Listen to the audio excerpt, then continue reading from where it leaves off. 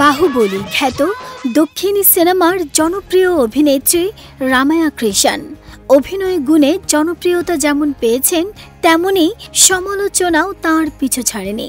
ব্যক্তি জীবনে একাধিকবার শিরোনামে উঠে এসেছেন এই অভিনেত্রী, যার মধ্যে অন্যতম আলোচিত ছিল জনপ্রিয় দক্ষিণী পরিচালক কে.এস. রবিকুমারের সঙ্গে গোপন প্রেম ও অন্তঃসত্ত্বা হয়ে পড়া। ভারতীয় সংবাদ মাধ্যমের প্রতিবেদন থেকে জানা যায়, ক্যারিয়ারের শুরুতে পরিচালক কে.এস. রবিকুমারের সিনেমায় কাজ শুরু করেন রামায়া কৃষ্ণন। একসঙ্গে কাজ করতে গিয়ে দুজনের মধ্যে গভীর প্রেমের সম্পর্ক গড়ে ওঠে। বিবাহিত রবি আর অবিবাহিত রামায়ার প্রেম কাহিনী পুরো দক্ষিণী ইন্ডাস্ট্রিতে ছিল সবার মুখে মুখে। একসময় খবর ছড়িয়ে পড়ে অন্তঃসত্ত্বা হয়ে পড়েছেন অভিনেত্রী, কিন্তু বিধি বাম। এ খবর রবির স্ত্রীর কানে পৌঁছতেই তেলে বেগুনে জ্বলে ওঠেন তিনি। হঠাৎই অভিনেত্রীর অন্তঃসত্ত্বা হবার খবর জেনে যান পরিচালকের স্ত্রী।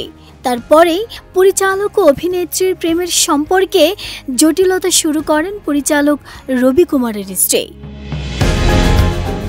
নিজের স্বামী রবি সহ রামায়াকে হুমকি দেন তিনি, আর এতে প্রেমিকা রামায়াকে অস্বীকার করতে শুরু করেন পরিচালক। মেনে নিতে চান না তার অনাগত সন্তানকেও। রবি রামায়ার সম্পর্কে ওঠে ভাঙনের সুর। এক পর্যায়ে রবির সন্তানকে জন্ম দিতে চান না রামায়া। ঘটনা এগিয়ে যায় গর্ভপাতের দিকে। এর জন্যে অবশ্য রবির কাছ থেকে ৭৫ লাখ টাকা দাবি করেছিলেন অভিনেত্রী। দক্ষিণী ইন্ডাস্ট্রিতে কান পাতলেই শোনা যায় মাত্র ৭৫ লাখ টাকার বিনিময়ে নিজের অনাগত সন্তানকে মেরে ফেলেছিলেন অভিনেত্রী রামায়া। টাকার বিনিময়ে আপোস করেছিলেন পরিচালক রবির সঙ্গে। নাহিদা স্মৃতি, দেশ রূপান্তর।